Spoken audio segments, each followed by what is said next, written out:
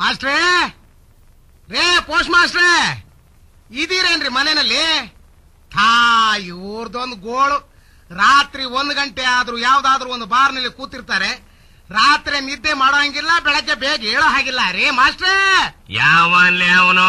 ಯಾಕಲೆ ಹೆಂಗ್ ಬಡ್ಕಂತ ಇದೀಯೋ? ನಾನ್ರಿ post man Kitty. ಓಹೋ, ಮಲಗಿದ್ದೀರಾ? ಇಲ್ಲ ಕಂಡ, ಮೂರ್ಛೆ ಬಿದ್ದಿದ್ದೀನಿ. ಬುಗಿ ನನ್ನ ಮಗನ ಮಕ್ಕೆ, ನನ್ನ ಮಗನೇ ಕೇಳದೋಡ ನೀನ್ ಅವನ್. ಅದೇನ ನನ್ನ ಮಗನ ನೀನು?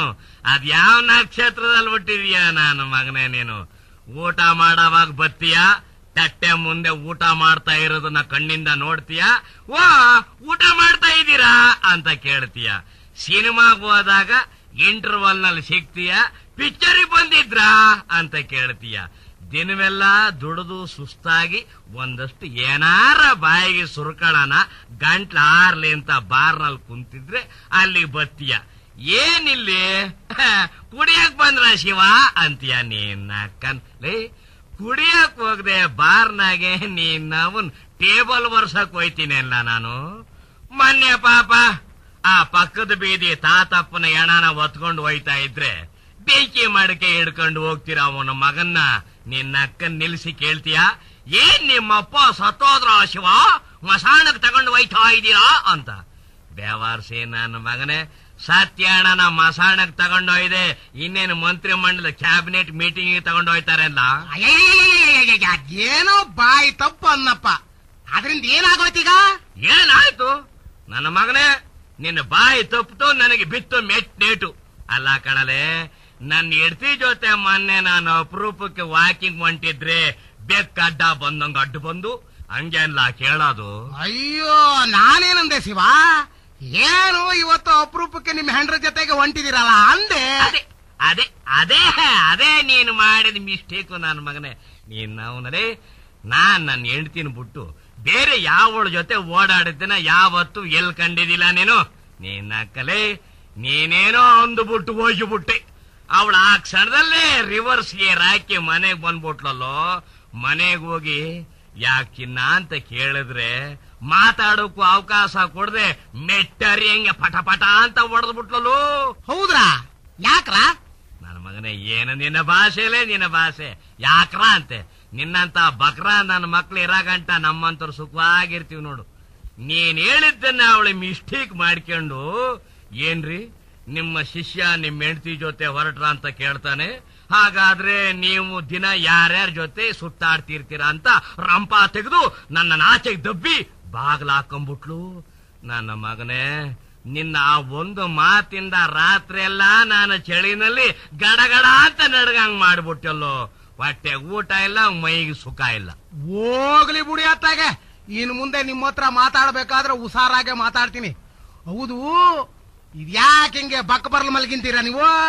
ಅಯ್ಯೋ, ಅದೊಂದು ದೊಡ್ಡ ಕತೆ ಕಣಲೇ. ನಿನ್ನೆ ಒಂದು ಮದ್ವೆಗೆ ಹೋಗಿದ್ದಲ್ಲಪ್ಪ. ಹೋಗಿದ್ರಲ್ಲಪ್ಪ, ನಾನು ಅದನ್ನೇ ಅಲ್ವಾ ಹೇಳಿದ್ದು. ಆದ್ರ ಪ್ರತಿಫಲ ನನ್ನ ಹಿಂಗ್ ಮಲಗಿಸೈತೆ. ಅಯ್ಯೋ, ಯಾರ್ದೋ ಮದ್ವೆಗೆ ಹೋಗ್ ಬಂದು ನೀವ್ಯಾಕ್ರಿ ಮಕಡನಾಗ ಮಲಗಿದ್ದೀರಾ? ಓಹೋ, ಹಳೆ ನೆನಪು, ಮಜಾ ತಗೋತಾ ಇದ್ದೀರಿ ಇನ್ನೇ. ಏನ ಸ್ವಲ್ಪ ಕೇಳಲೆ ಸುವರ್ಣ ನನ್ನ ಮಗನೇ. ನಾನು ಅಲ್ಲಿ ಯಾವ ಪೇಸ್ ಕಟ್ಟು ನೋಡ್ಕೊಂಬಂದ್ ತಲೆ ಕೆಡಿಸ್ಕೊಳ್ಳಿಲ್ಲ. ನನ್ ಕಷ್ಟ ನನಗೆ ಮಜಾ ತಗತಾರಂತೆ. ಮಜಾನ ಮಗನೇ ರೀ, ಬೊಯ್ಯೋಕೆ ನಮ್ ಸರ್ಕಾರದವರು ಏನಾದ್ರೂ ಅವಾರ್ಡು ಅಂತ ಏನಾರ ಇಟ್ರೆ ಮೊದಲು ಮಾಸ್ಟರ್ ಹಿರಣ್ಣಯ್ಯನವರು ಕೊಟ್ಟು ಎರಡನೇದ್ ನಿಮ್ಗೆ ಕೊಡ್ಬೇಕು ನೋಡ್ರಿ. ಅಯ್ಯ, ಅದೇನಾಯ್ತು ಹೇಳಿ ಅಂದ್ರೆ ಸುಮ್ನೆ ಬೈತಾ ಇದ್ದೀರಪ್ಪ. ಹೇಳಿ ಕೇಳಿ ಸಂತೋಷ ಪಡವ. ನನ್ನ ಮಗನೇ, ನನ್ನ ಬಾಧೆ ನನಗಿಲ್ಲಿ. ಈ ನನ್ನ ಮಗನಿಗೆ ಮಜಾ ಅಂತೆ, ಬೆಕ್ಕಿಗೆ ಚೆಲ್ಲಾಟ, ಇಲ್ಲಿ ಪ್ರಾಣ ಸಂಕಟ, ಹಸುಗಿ ಚಿಂತೆ, ಕ್ವಾಣಕ್ಕೆ. ವಿಷಯಕ್ಕೆ ಬರ್ರಪ್ಪ ನೀವು. ಅದೇನಾಯ್ತು ಅಂದ್ರೆ, ನೆನ್ನೆ ಮದ್ವೆಗೆ ಹೋಗಿದ್ನಲ್ಲಪ್ಪ. ಬೆಳಿಗ್ಗೆ ಮುಹೂರ್ತಕ್ಕೆ ಹೋಗಿದ್ರಿ, ಚೆನ್ನಾಗಿತ್ತು ಕಣ್ಣ. ಸಂಜೆ ಕಡೆ ಹೋಗಿದ್ದೇತ್ಯಪ್ಪ. ಗೊತ್ತಾಯ್ತು ಬಿಡ್ರಿ, ಗೊತ್ತಾಯ್ತು. ಬೆಳಗ್ಗೆ ಮುಹೂರ್ತಕ್ಕೆ ಹೋಗ್ಲಿಲ್ಲ ಅಂತ ರಾತ್ರಿ ಪ್ರಸ್ತುತ ಟೈಮ್ ಹೋಗಿದ್ದೀರಾ. ಅಲ್ಲಿಂದ ಬಂದವರು ಅದೇ ಗುಂಗರಲ್ಲಿ ಮಕ್ಕಡೆ ಮಲಗಿದ್ದೀರಾ, ಅಷ್ಟೇ ತಾನೇ. ನೀನ್ ಬಂದು ನೀನ್ ಮಾತಾಡು, ಇಲ್ಲ ನನಗೆ ಮಾತಾಡಕ್ ಬಿಡು.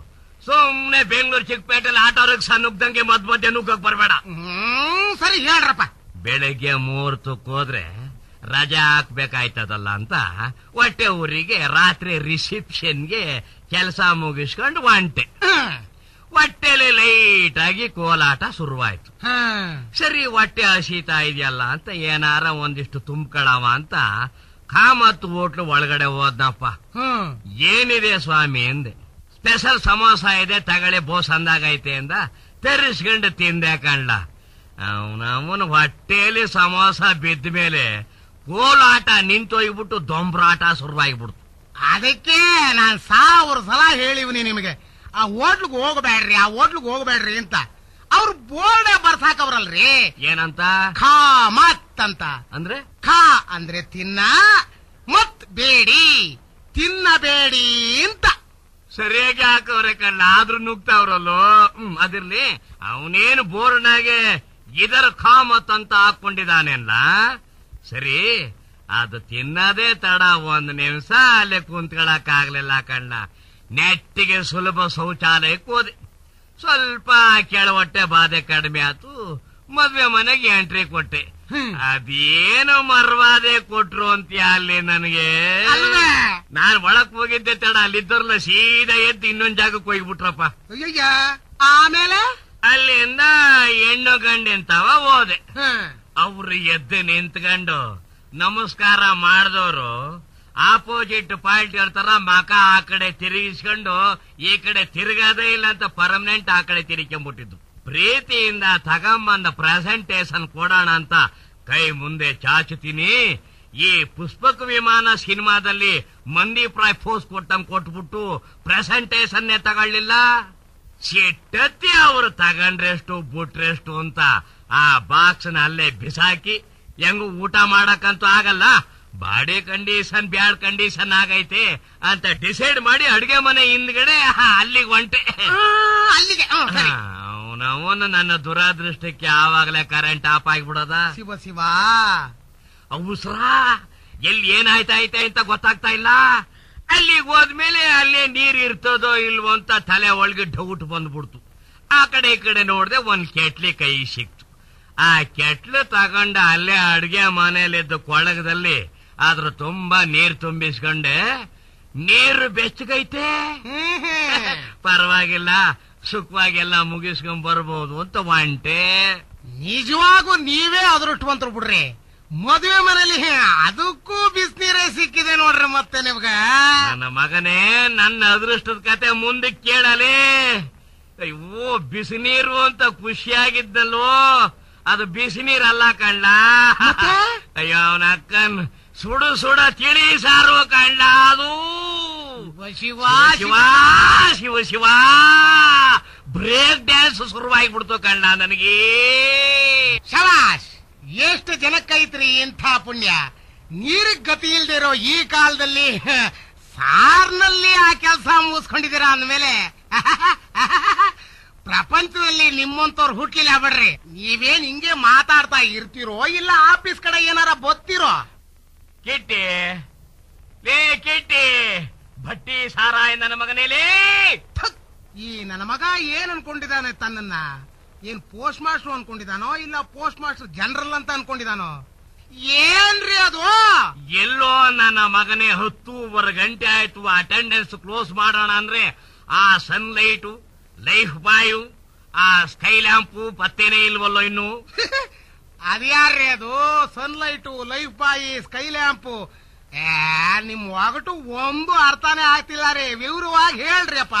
ಅದೇ ಕಣಲೆ, ಸನ್ಲೈಟ್ ಅಂದ್ರೆ ಸೂರ್ಯ ಪ್ರಕಾಶ, ಲೈಫ್ ಬಾಯ್ ಅಂದ್ರೆ ಜೀವನ ಕಿಶೋರ, ಸ್ಕೈ ಲ್ಯಾಂಪ್ ಅಂದ್ರೆ ನಮ್ಮ ಆಕಾಶ ದೀಪ. ಅಯ್ಯ, ಅವರೆಲ್ಲ ಇಷ್ಟು ಬೇಗ ಎಲ್ರಿ ಬರ್ತಾರೆ? ಹೆಣ್ಮಕ್ಳನ್ನೆಲ್ಲ ಕಾಲೇಜಿಗೆ ಕಳಿಸಿ, ಕೆಲ್ಸಕ್ಕೆ ಹೋಗೋ ಹೆಣ್ಮಕ್ಳನ್ನೆಲ್ಲ ಫ್ಯಾಕ್ಟರಿ ಆಫೀಸು ಸೇರಿಸಿ, ಗಂಡಂದ್ರು ಕೆಲ್ಸಕ್ಕೆ ಹೋದ ಮೇಲೆ ಆಚೆ ಕಡೆ ಹರಟೆ ಹೊಡಿತಿರೋ ಹೆಣ್ಮಕ್ಳನ್ನೆಲ್ಲ ಅಡಿಗೆ ಮನೆ ಸೇರಿಸಿದ ಮೇಲೇನೆ ಈ ನನ್ನ ಮಕ್ಕಳು ಆಫೀಸಿಗೆ ಬರೋದು. ಅಂತೂ ಒಳ್ಳೆ ಹೆಸರೇ ಇಟ್ಟಿದ್ದೀರಿ. ನಿಮ್ಮ ತಲೆನೂ ಒಂದೊಂದ್ ಸಾರಿ ಕೆಲಸ ಮಾಡುತ್ತೆ ಅಪರೂಪಕ್ಕೆ. ಅದಕ್ಕೆ ಕಣಲೆ ನಾನು ಪೋಸ್ಟ್ ಮಾಸ್ಟರ್ ಆಗಿರೋದು. ಇಲ್ಲ ಅಂದ್ರೆ ನಿನ್ನಂಗೆ ಚೀಲ ಹೆಗಲ ಮೇಲೆ ಹಾಕೊಂಡು ಸೈಕಲ್ ತುಳ್ಕೊಂಡು ಬೀದಿಲಿ ಬಿಸಿಲಾಗ ಅಲಿಬೇಕಾಗಿತ್ತು. ಅಯ್ಯ, ನೀನ್ ಅದ್ಯಾಕ್ಲ ಅನ್ಕೊಂತಿದ್ಯಾ ಹೆಂಡ್ತಿ ಕಳ್ಕೊಂಡಂಗೆ? ಅಯ್ಯ, ಹೆಂಡತಿ ಸತ್ರ ಯಾವನ್ರಿ ಹೀಗೆ ಕೂತ್ಕೋತಾನೆ? ಯಾರ ಹತ್ರನಾದ್ರೂ ಒಂದ್ ₹100 ಸಾಲ ಇಸ್ಕೊಂಡು ಜಾಲಿಯಾಗಿ ಒಂದ್ ಅರ್ಧ ಬಾಟ್ಲಿ ಏರ್ಸಿ GP ರಾಜರತ್ನಂ ಅವರವರ ದೊಡ್ಡದೊಂದು ತೊಂದ್ರೆ ಕಳೆದಂಗಾಯ್ತು ಕುಣ್ದಾಡ್ತೀನಿ ಅಂತ ಹಾಡನ್ನು ಹೇಳ್ಕೊಂಡು ಯಾವ್ದಾದ್ರೂ ರೀಮೇಕ್ ಪಿಕ್ಚರ್ ನೋಡ್ಕೊಂಡು ತೊಂದ್ರೆ ಕಳ್ಕೊತಿದ್ದೆ. ಮತ್ತಿನ್ಯಾಕ್ಲ ಅನ್ಕೊಂತಿದೀಯಾ ಪುಕ್ಕ ಕಿತ್ಕೋಳಿ ಹಂಗೆ? ನಿನ್ನೆ ರಾತ್ರಿ ನಮ್ ಮನೇಲಿ ಕಳ್ತನ ಆಗೋಯ್ತ್ರಿ. ಅಯ್ಯೋ ನನ್ನ ಮಗನೇ, ನಿನ್ನ ಮನೇಲೂ ಕಳ್ತನ ಆಯ್ತಾ? ಇದೇನಪ್ಪ ಇದು? ಪ್ರಪಂಚದ 8ನೇ ಅದ್ಭುತ. ಒಬ್ಬ ಬಡ ಪೋಸ್ಟ್ ಮ್ಯಾನ್ ಮನೇಲೂ ಕಳ್ತನನ? ಎಲ್ಲ ಸಿಗ್ತದೆ ಪೋಸ್ಟ್ ಮ್ಯಾನ್ ಮನೇಲಿ ಕಳ್ತನ ಮಾಡಿದ್ರೆ? ಮೊದಲೇ ನಿನ್ನ ಮನೆ ಊರ್ವರ್ಗಿನ ಚೆಕ್ ಪೋಸ್ಟ್ ಇದ್ದಂಗೆ.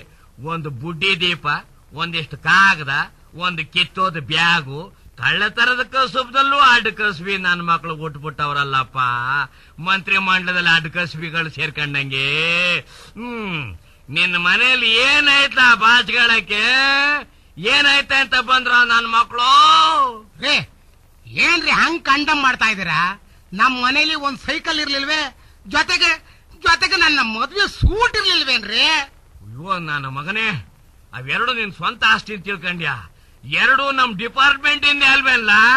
ಅದಕ್ಕೆ ಯಾಕೆ ಯೋಚನೆ ಮಾಡ್ತೀಯೋ? ನಿಂದ ಏನ್ ಕಳ್ಕೊಂಡಿದೀಯ ನನ್ನ ಮಗನೇ? ಕೇಸ್ ಹಾಕ್ಲಾ? ಹೊಸದ್ ಕೊಡಿಸ್ತಾರೆ? ಅಯ್ಯ, ನಾನ್ ಯೋಚನೆ ಮಾಡ್ತಾ ಇರೋದು ಡಿಪಾರ್ಟ್ಮೆಂಟ್ ಸೈಕಲ್ ಬಗ್ಗೆ ಅಲ್ಲ ಕಣ್ರಿ. ಆದ್ರ ಹಣನ ಸಂಬಳದಲ್ಲಿ ಹಿಡ್ಕತಿರಲ್ಲ ಅಂತ. ಸೈಕಲ್ ಸಿಕ್ಕಿದ್ರೆ ಹಿಡ್ಕೊಳ್ಳಲ್ಲ, ಸಿಗದೇ ಇದ್ರೆ ಹಿಡ್ಕೊಳ್ಳೇಬೇಕಲ್ಲಪ್ಪ. ಸಿಗದೇ ಇದ್ರೆ ಕಷ್ಟಪಟ್ಟು ಎಲ್ಲಿದ್ರು ಹಿಡ್ಕೊಳ್ಳೇಬೇಕಲ್ಲಪ್ಪ. ಬಿಡಕಾಯ್ತದ? ಮಾಡ್ತೀನಿ ನನ್ನ ಮಗನೇ. ನಿನ್ ಸಂಬಳ ಕ್ಯಾನ್ಸಲ್ ಮಾಡ್ತೀನಿ. ಅದನ್ನ ರಿಕವರಿ ಮಾಡೋದ್ರ ಜೊತೆಗೆ ಸೈಕಲ್ ತಗೊಳಕ್ಕೆ ನಿನಗೆ ಹೊಸದಾಗಿ ದುಡ್ಡು ಸ್ಯಾಂಕ್ಷನ್ ಮಾಡಿಸ್ತೀನಿ. ಆ ದುಡ್ಡನ್ನ ನಾನ್ ತಗತೀನಿ. ಮತ್ ನನ್ ಸೈಕಲ್ ನನ್ನ ಮನೇಲಿ ಇಲ್ವಲ್ಲ, ಅದನ್ನ ತಗೊಂಡೋಗೋ. ಅಯ್ಯೋ, ಆ ಸೈಕಲ್ ಅದನ್ನ ತಗೊಂಡು ಹೋಗಕ್ಕಾಗಲ್ರಪ್ಪ, ಹೊತ್ಕೊಂಡೇ ಹೋಗ್ಬೇಕು. ಸ್ವಾಮಿ, ದುಡ್ಡು ನೀವೇ ಮಾಡಿಕೊಳ್ಳಿ, ಸೈಕಲ್ಲು ನೀವೇ ಇಟ್ಕೊಳ್ಳಿ. ನಾನು ನಟರಾಜ ಸರ್ವಿಸ್ ನಲ್ಲೇ ಕೆಲಸ ಮಾಡ್ತೀನಿ. ಸರಿ, ನಿನ್ನ ಪ್ರಾಬ್ಲಮ್ ಮುಗಿತಾ ಇಲ್ವೋ? ಎದ್ ಬಾ ಇಲ್ಲಿಗ. ಅಯ್ಯೋ ಅಮ್ಮ, ಎದ್ದು ಬರಕ್ಕಾಗಕ್ಕಿಲ್ಲ ಕಣ್ರಿ. ಎದ್ದು ಬರಂಗಿದ್ರೆ ನಾನು ಇಷ್ಟೊತ್ತಿಗೆ ಮನೇಲಿ ಇರ್ತಿದ್ದೆ. ಅದ್ಯಾಕಲಿ? ರಾತ್ರಿ ಮನೆಯಲ್ಲಿ ಕಳ್ತನ ಆಯ್ತಲ್ಲ, ಅವಾಗಲೇ ಕಂಪ್ಲೇಂಟ್ ಕೊಡೋಣ ಅಂತ ಪೊಲೀಸ್ ಸ್ಟೇಷನ್ಗೆ ಓಡ್ತಾ ಇದ್ದೆ. ಕತ್ಲೆ ಬೇರೆ. ಅದೆಲ್ಲಿದ್ವೋ ಏನೋ ಒಂದಷ್ಟು ನಾಯಿಗಳು ನನ್ನನ್ನು ಅಟ್ಟಿಸ್ಕೊಂಡು ಬಂದು ಒಟ್ಟಿಗೆ ಬಾಯಿ ಹಾಕ್ಬಿಟ್ಟು ಕಣ್ರಿ. ಬೆಳಗ್ಗೆ ಡಾಕ್ಟರ್ ಹತ್ರ ಹೋಗಿ 14 ಇಂಜೆಕ್ಷನ್ ಆಗಿ ಒಂದು ತಗೊಂಡು ಬಂದೆ. ಕಾಲ್ನ ಒಂದು ಅಂಗುಲಾನು ಅಗಲ್ಸಕ್ಕಾಗೋದಿಲ್ಲ. ನೀನ್ ಯಾಕಲ ಅಗಲಿಸ್ತೀಯ? ಅಯ್ಯೋ ದಡ್ಡ ನನ್ನ ಮಗನೇ, ಪೊಲೀಸ್ ಸ್ಟೇಷನ್ಗೆ ಯಾಕಲ ಓಡ್ತಾ ಹೋದೆ?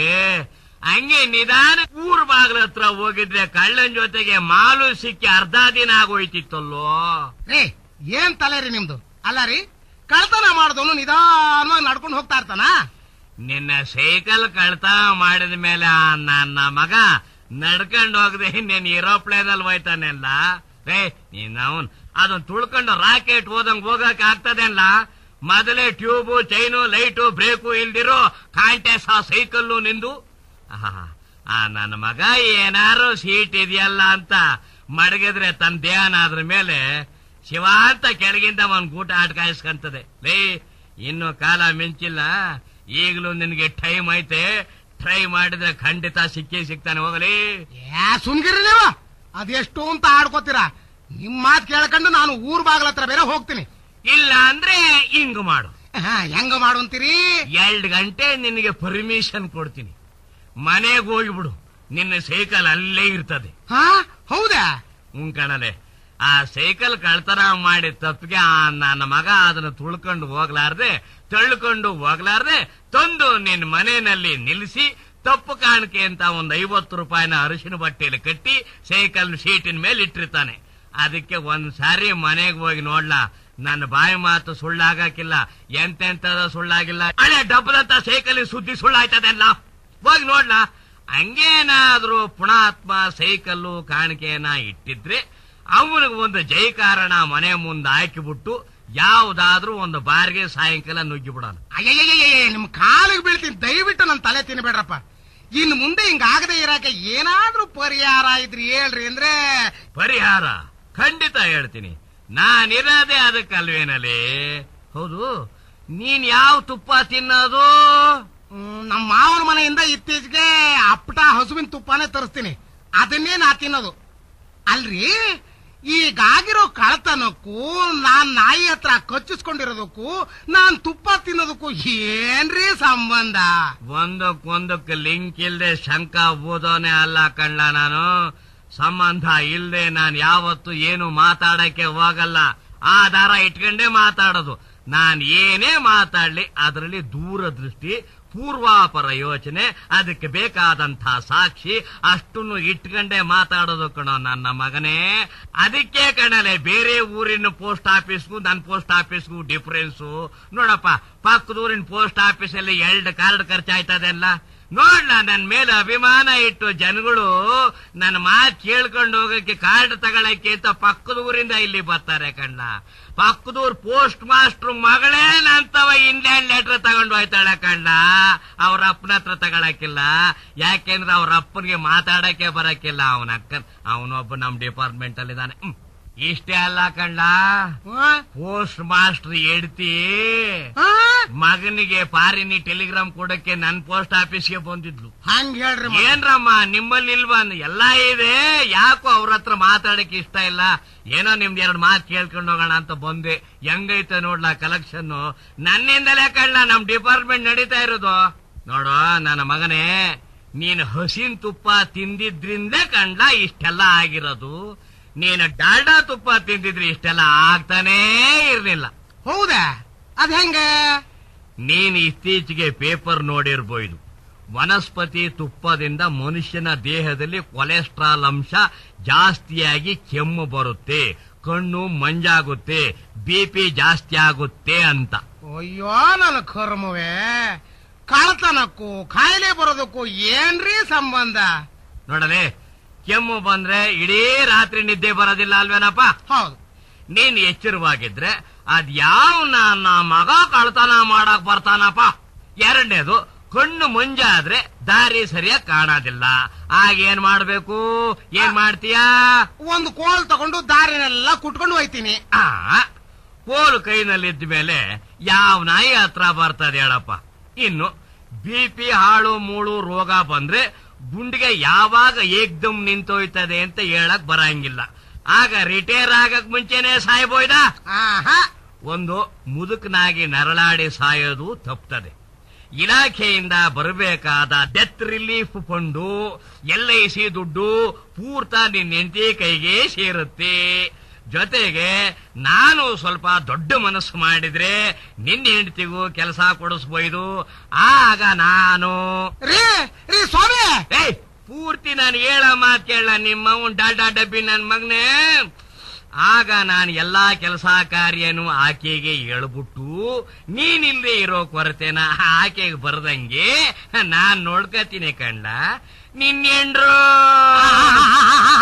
ಅದೇ ನನ್ ತಂಗಿ ಇದ್ದಂಗಲ್ವೇನ್ಲ, ನಾವ್ ಅಣ್ಣ ತಂಗಿ ಕಂಡ. ಅಬ್ಬಾ, ನಾನ್ ಇನ್ನೇನೋ ಹೇಳ್ತಾನೆ ಅನ್ಕೊಂಡು ಹೆದರ್ಕೊಂಡ್ಬಿಟ್ಟಿದ್ನಪ್ಪ.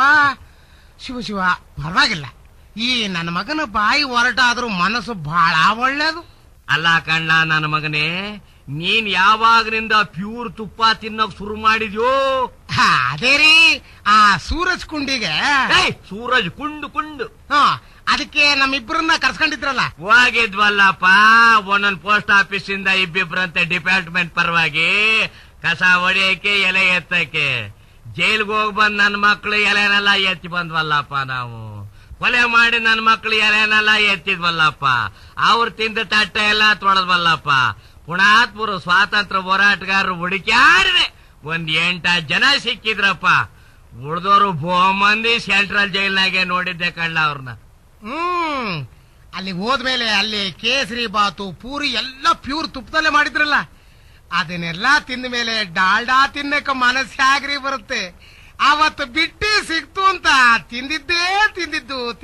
ತಿಂದಿದ್ದು ನನ್ನ ಮಗಂದು ರಿವರ್ಸ್ ಆಗಿ ಹೊಟ್ಟೆ ಕೆಟ್ಟು ಅರ್ಧದಲ್ಲೇ ನೀವೇ ನನ್ನನ್ನ ವಾಪಸ್ ಕಳಿಸ್ಬಿಟ್ರಲ್ರಿ. ನನ್ನ ಮಗನೇ, ನಿನ್ನ ಅವತ್ತು ನಾನು ವಾಪಸ್ ಕಳಿಸ್ತಿಲ್ಲ ಅಂದಿದ್ರೆ ತುಪ್ಪದ ತಿಂಡಿ ಬಿಟ್ಟಿ ಸಿಗುತ್ತೆ ಅಂತ ಯಾರಾ ಬಿರ್ರಿ ತಿಂದು ಹೊಟ್ಟೆ ಕೇಳಿಸ್ಕೊಂಡು ಡಿಹೈಡ್ರೇಷನ್ ಆಗಿ ಗೊಟಕ್ ತಂದು ಬಿಡ್ತಿದ್ದೆ.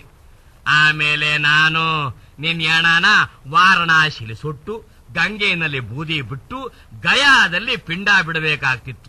ಸಾಹೇಬ್ರೆ, ನಾನು ಅಲ್ಲಿಂದ ಅರ್ಧದಲ್ಲೇ ಬಂದ್ಬಿಟ್ಟೆ, ಬದುಕದೆ. ಆ ಮಾತಿರ್ಲಿ, ನಾನು ಬಂದ ಮೇಲೆ ಅಲ್ಲಿ ಅಯೋಧ್ಯೆ ವಿಷಯ ಏನಾದ್ರೂ ಚರ್ಚೆ ಆಯ್ತಾ? ಅಯೋಧ್ಯೆ ವಿಷಯನೇ ಅಲ್ಲೇ ಏನೂ ಇಲ್ಲ. ಹೋಗ್ಲಿ, ಬಾಂಬಿನ ವಿಷಯದ ಬಗ್ಗೆ? ಬಾಂಬಿನ ವಿಷಯದಲ್ಲಿ ಬೀನೂ ನಡೆದಿಲ್ವೋ? ಕಲ್ಕತ್ತಾ ಬಾಂಬಿನ ಸ್ಫೋಟದ ಬಗ್ಗೆ ಏನಾದ್ರೂ ನಡೆದೇ ಇರಬೇಕಲ್ಲ? ಕಲ್ಕತ್ತಾ ಬಗ್ಗೆ ಸೀನ್ ಸಹಿತ ಸೀನ್ಲಿಲ್ಲ ಯಾರು ಹೋಗತ್ಲಾಗೆ. ಹಾಗಾದ್ರೆ ದೆಹಲಿಯಲ್ಲಿ ನಡೆದಿರೋ ಬಿಜೆಪಿ ರ್ಯಾಲಿ ಬಗ್ಗೆ ಅಂತೂ ನಡೆದೇ ಇರುತ್ತೆ. ಅಯ್ಯ ನೀನ್ ಇಂಗ್ಲಿಷ್ ವರ್ಣಮಾಲೆ ABCD ಈ 26 ಅಕ್ಷರದಲ್ಲಿ ಒಂದೇ ಒಂದು ಅಕ್ಷರ ಬಿಟ್ಟು ಇನ್ಯಾವ ಅಕ್ಷರದಲ್ಲಿ ಪ್ರಾರಂಭ ಆಗೋ ಮಾತು ಅಲ್ಲಿ ನಡೆದಿಲ್ಲ. ಅಯ್ಯಯ್ಯ ಶಿವ್ರೆ, ಅದ್ಯಾವ್ದ್ರೆ ಅಷ್ಟೊಂದು ಅದೃಷ್ಟ ಮಾಡಿರೋ ಅಕ್ಷರ ಅಲ್ಲಿ ಮೆರೆದಾಡಿದ್ದು? ಅದೇ ಕಂಡ 16ನೇ ನಂಬರ್ ಅಕ್ಷರ P. ಓ, ಹಂಗಾರೆ ನಮ್ಮ ಡಿಪಾರ್ಟ್ಮೆಂಟ್ ನಿಸ್ಯಾನೇ ಮಾತಾಡಿರ್ಬೇಕು. ಏನಿಸ್ಯಾ? ಏನ್ P ಅಂದಿದ್ದಲ್ಲ ನಿನ್ ಡಿಪಾರ್ಟ್ಮೆಂಟ್ ಪೋಸ್ಟ್? ನನ್ ಮಗನೇ PWD ಅಂತಲ್ಲ ಒಂದೈತೆ, ಪಕೋಡ ವಡೆ ದೋಸೆ. ಅದ್ ಹಂಗಲ್ಲೇ. ಮತ್ತೆ P ಅಂದ್ರೆ ಇನ್ನೊಂದು ಫೇಮಸ್ ಐತೆ ಕಂಡ. ಯಾವುದು?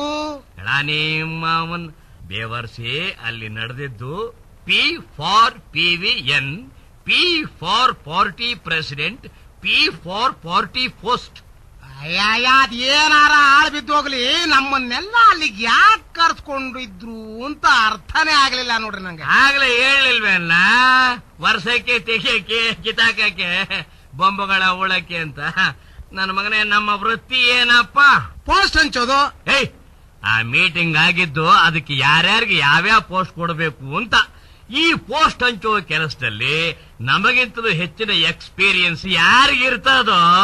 ವಾಹ್, ಹಂಗೆ ಈಸಿಯ ಅಲ್ರಿ. ಆ ಸೂರಜ್ ಕುಂಡಲ್ಲೇ ಆ ಮೀಟಿಂಗ್ ನ ಯಾಕೆ ಇಟ್ಕೋಬೇಕಾಗಿತ್ತು? ಹಿಂದೆ ರಜಪೂತ್ ಮಹಾರಾಜರು ಬ್ರಿಟಿಷ್ನವ್ರಿಗೆ ಅಲ್ಲೇ ಅಲ್ವೇನ್ಲ ಒಳ್ಳೆ ಸೈಟ್ ಕೊಟ್ಟು ಆಮೇಲೆ ಫೈಟ್ ಕೊಟ್ಟಿದ್ದು. ಅದನ್ನ ಮನಸ್ಸಿನಾಗಿ ಇಟ್ಕೊಂಡು ನಮ್ಮ ಪ್ರಧಾನಿಗಳು ಆಪೋಸಿಷನ್ ಲೀಡರ್ಸ್ಗೆ ಫೈಟ್ ಕೊಡಕ್ಕೆ ಅಲ್ಲಿ ಮೀಟಿಂಗ್ ವ್ಯವಸ್ಥೆ ಮಾಡಿಕೊಂಡಿದ್ರು. ಅಂದ್ರೆ ಅಪೋಸಿಷನ್ ಲೀಡರ್ LK ಅದ್ವಾನಿ ಅವರೇನಾದ್ರೂ ಅಲ್ಲಿಗೆ ಬಂದಿದ್ರು? ಅವ್ರು ಯಾಕೆ ಅಲ್ಲಿಗೆ ಬರ್ತಾರೋ? ಆಪೋಸಿಷನ್ ಲೀಡರ್ ಏನಿದ್ರು ಲೋಕಸಭೆಗೆ ಮಾತ್ರ, ಆದ್ರೆ ಈ ಸಭೆಗಲ್ಲ. ಈ ಸಭೆ ಆಪೋಸಿಷನ್ ಲೀಡರ್ ಅಂದ್ರೆ ಅವ್ರ ಪಕ್ಷದಲ್ಲೇ ಇರ್ತಕ್ಕಂತ ಇನ್ನೊಂದು ಆಪೋಸಿಷನ್ ಲೀಡರ್ ಅರ್ಜುನ್ ಸಿಂಗ್. ಅಲ್ರಿ, ಅರ್ಜುನ್ ಸಿಂಗ್ ಅವರು ಅದೇ ಪಾರ್ಟಿ ಅಲ್ವೇನ್ರಿ? ಅದೇ ಪಾರ್ಟಿ ಒಳಗೆ ಭಿನ್ನಮತೀಯರ ಪಾರ್ಟಿ ಅಂತ ಒಂದೈತೆ. ಹಾಗೆ ನಮ್ಮ ಕರ್ನಾಟಕದಲ್ಲಿ ಭಿನ್ನಮತೀಯರು ತಿನ್ನಮತೀಯರು ಅಂತಿಲ್ವಲ್ಲ, ಹಂಗೆ ಸೆಂಟ್ರಲ್ ನಲ್ಲೂ ಐತೆ.